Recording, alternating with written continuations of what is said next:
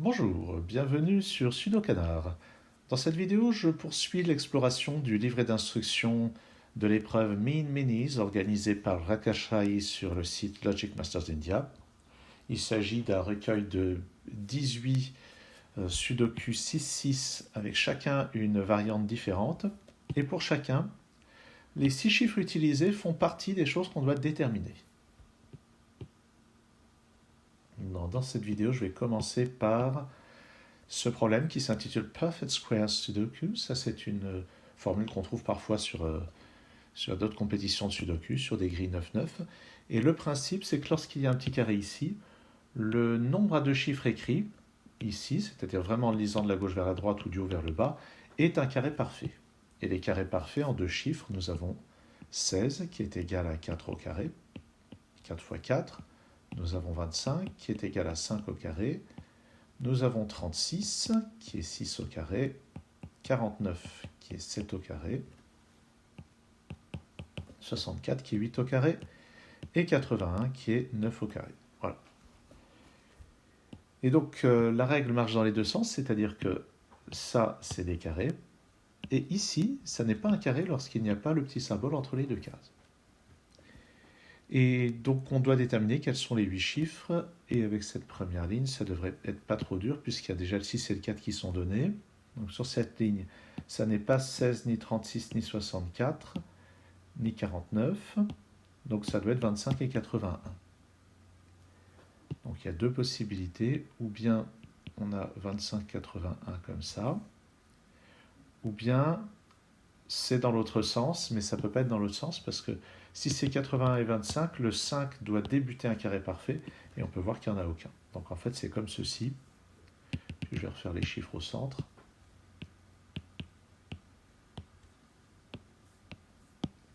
Donc ça y est, j'ai tous mes chiffres dans la grille, et le 1 débute forcément 16 ici.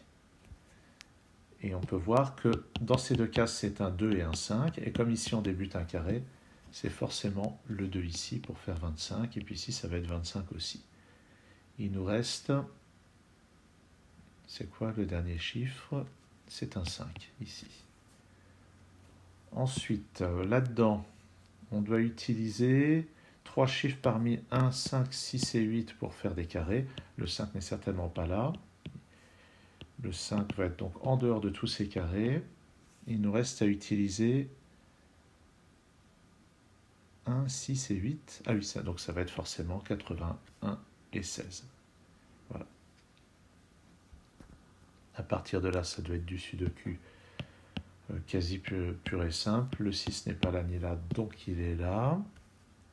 Bon, j'exagère un petit peu en disant Sudoku pur et simple.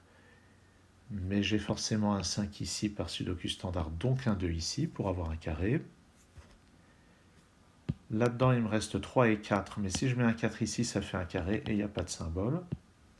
Donc c'est 3 et 4 comme ceci.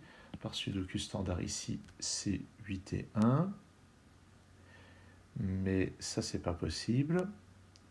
Depuis quand je mets un 3 dans la grille, en fait. Alors, je remets le 2 ici. Effectivement, le 4 ne peut pas être derrière le 6, mais c'est pas un 3, le dernier chiffre, c'est un 8. Voilà. Donc le dernier chiffre de la ligne, c'est un 2. Il me reste... Non, c'est pas un 2, c'est un 4. Ok. Là-dedans, je dois mettre 3 et 8. J'ai pas encore de quoi décider. Mais si, en fait, on voit qu'il... Pourquoi je dis un 3? C'est un 5 et un 8. Le 5 n'est pas dans le carré, donc c'est un 5. Ici, ça va donc être 81 et un 2. Là, il me reste 4 et 6. Ça va donc être 6 ici, 1 là. 2 ici, 8 par Sudoku standard, ou disons par Sudoku standard pour le jeu de lettres, de chiffres ou de lettres qui nous est proposé. Et ça termine la grille. On peut vérifier qu'on a formé aucun carré au passage dans les endroits où il n'y a pas de petit symbole.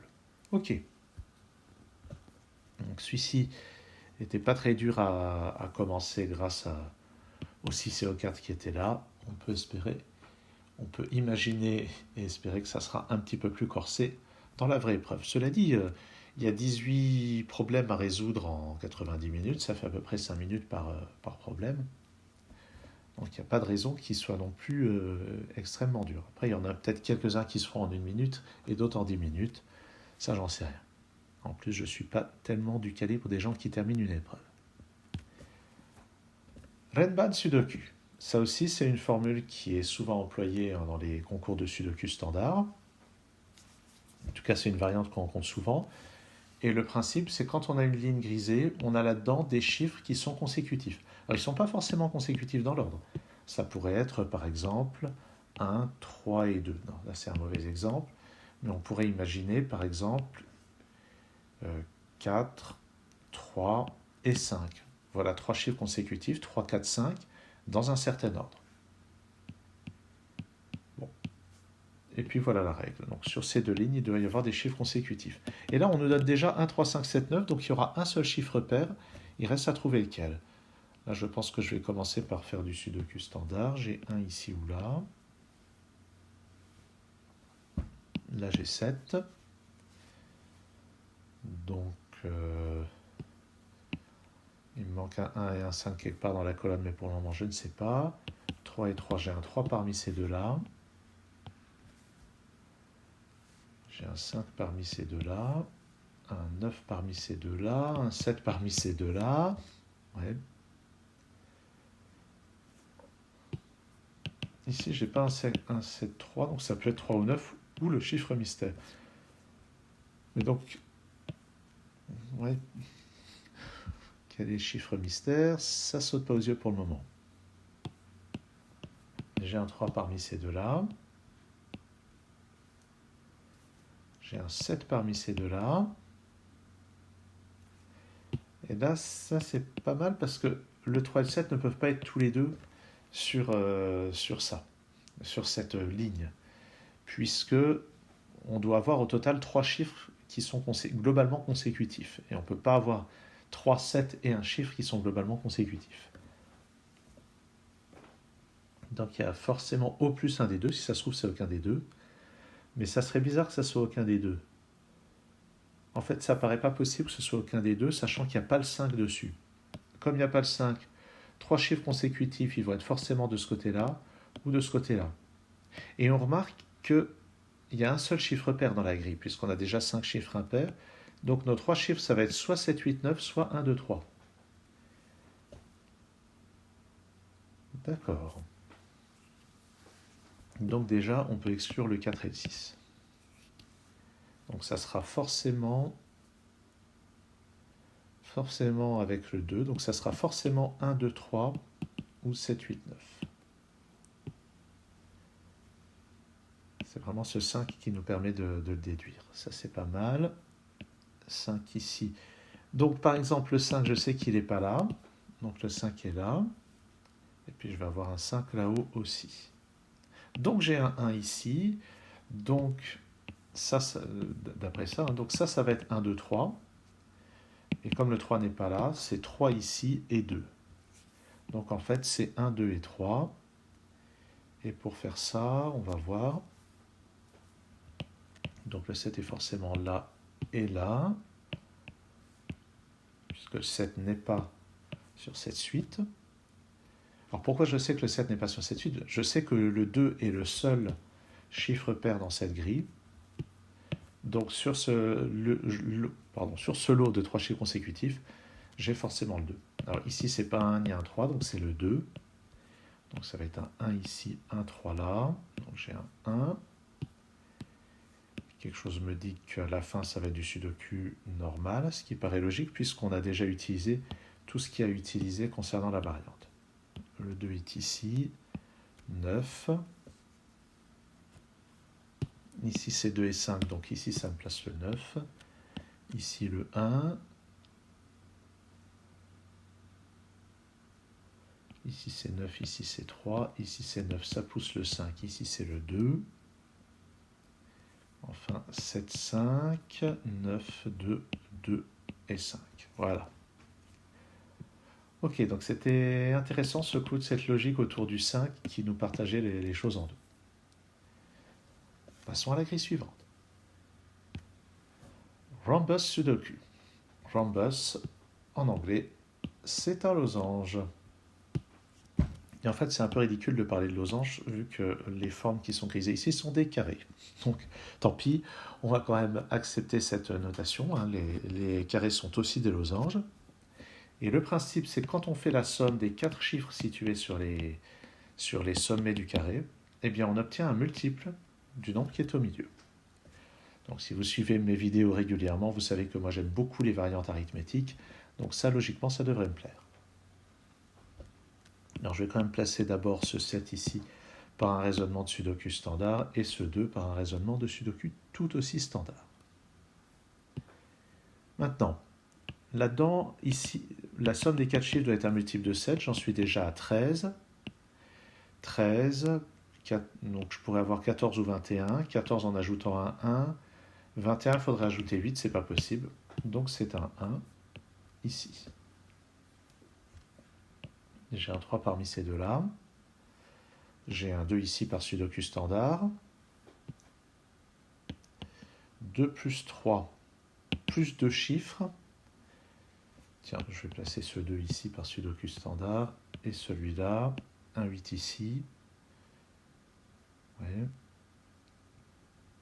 Et puis un 7 ici. Voilà. Et maintenant, donc j'en suis à 10, 12. C'est pas le 1 que je vais mettre ici pour arriver à un multiple de 8. C'est forcément un 4. Voilà, pour faire 16. Et maintenant, donc logiquement, on doit terminer par Sudoku standard. 4 et 3 ici, c'est un 1. Le 7 dans la deuxième ligne ne peut être que là. Un 4 ici. 8, 3, 1, 4. Le 1 et le 3. Le 8, le 4 et le 3. Voilà, effectivement. Donc sur cet exemple, avec ce qu'il y avait là, c'était vraiment rapide de commencer. Quatrième grille, Sequence Sudoku. Alors sequence, c'est une séquence ou une suite. Et ce que ça nous dit, c'est que à chaque ligne grisée, les chiffres forment une progression arithmétique. Je vais vérifier que c'est bien dans l'ordre. Oui, je pense que c'est ça. Alors une progression arithmétique, c'est une progression dans laquelle on augmente toujours de la même quantité. Par exemple, 1, 2, 3, 4, c'est une progression arithmétique dans laquelle on fait plus 1 à chaque fois.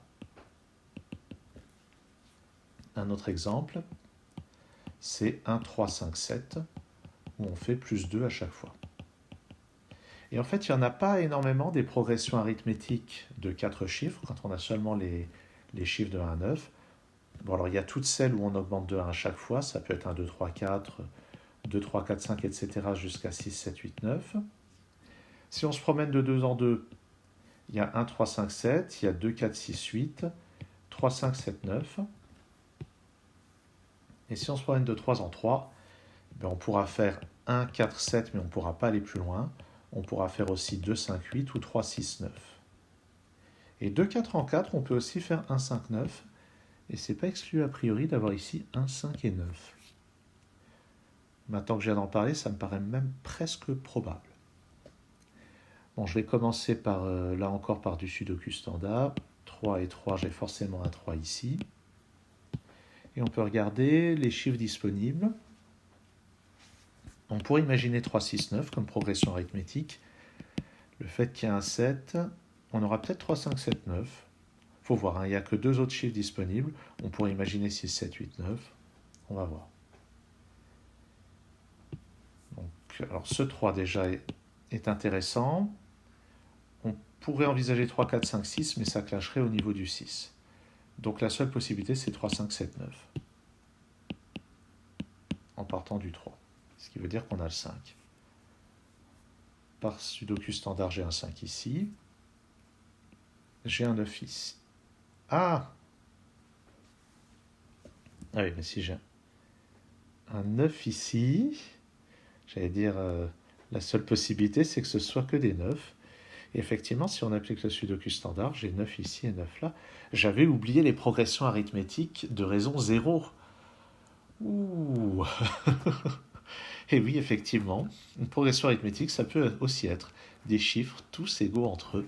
et j'avais absolument pas pensé à ça. Ici, c'est le 6e chiffre, le chiffre mystère, ça me met un 7 ici. On ne sait pas encore quel est ce chiffre mystère, ça sera déterminé à partir de l'une de ces deux lignes. J'ai un 7 parmi ces deux-là, mais je ne sais pas encore lequel. Pardon. J'ai un 3 parmi ces deux-là, mais je ne sais pas encore lequel. Je sais juste que là et là, j'ai pas de 3, c'est certain.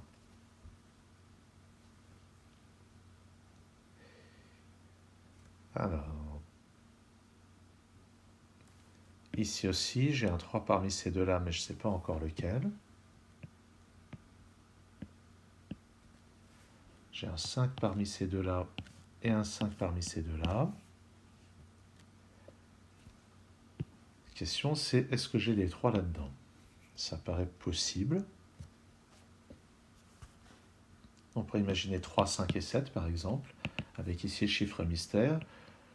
Auquel cas, si je mets le 3 ici, le chiffre mystère pourrait être un 3, ça serait 3, 4, 5, 6.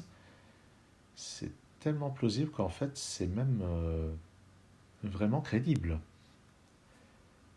Après, si je ne mets pas le 3 ici, ni là, ça devient plus difficile, simplement, mais c'est pas pour autant que c'est infaisable, bien sûr. Bon, je pourrais dire juste, j'essaye ça, oh tiens, c'est la solution. Mais j'ai déjà ruiné plusieurs vidéos en faisant ça. Alors j'ai un 7 parmi ces deux-là. Et là, il y a le fait que ce 3 et ce 7 s'auto-excluent. Si je mettais 3 et 7, ça veut dire qu'on se promène de 4 en 4, on passerait à 11. C'est impossible. Mais si je mets le 7 ici, qu'est-ce que je vais avoir? Ça ne peut pas être 6, 7, 8, 9. Ça peut pas être 3, 5, 7, 9. Ça ne peut pas être 5, 6, 7, 8 à cause de ce 5. Donc en fait, je ne peux pas avoir le 7 ici. Le 7 est forcément là, et par Sudoku standard, il est là. Et là, ça devient intéressant. Ça ne peut pas être 7, 6, 5 d'après ce qui est là. Ça ne peut pas être 7, 8, 9. Donc on se promène au moins de 2 en 2. Ça ne peut pas être 7, 4, 1 parce qu'on n'a plus qu'un chiffre mystère. Donc c'est forcément 7, 5, 3. Ouais, et 7, 5, 3, ça colle. Donc ça me place le 3 ici, par élimination. Et maintenant, je sais qu'ici, c'est un 4 et un 6. Donc c'était bien 4 le dernier chiffre que je vais placer automatiquement ici et là. 5 ici, 6 là. 4, 6, 5. C'est vraiment de la coquetterie d'effacer ces chiffres. 6 ici, 4 là, 7 et 4, et tout va bien. Et ça résout donc ce problème-là, qui était bien sympathique ma foi, et je suis surtout content de cette chose que je n'avais pas du tout anticipée, le fait qu'une progression arithmétique pourrait être une progression qui ne progresse pas et qui stagne. Donc très bon problème d'exemple. Merci d'avoir suivi cette vidéo et à très bientôt sur Sudokanar pour d'autres exemples extraits de ce livret.